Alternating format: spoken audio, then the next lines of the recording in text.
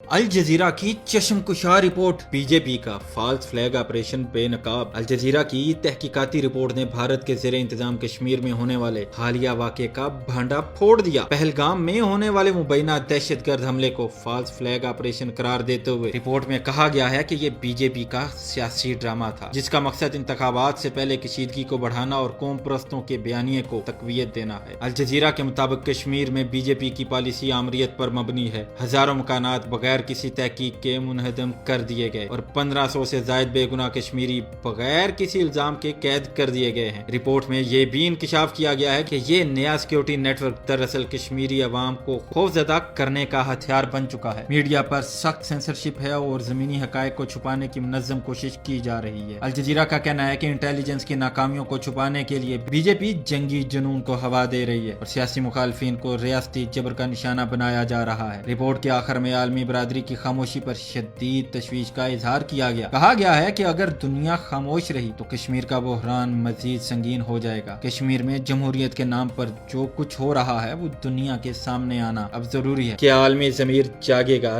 या जुल्म इसी तरह जारी रहेगा?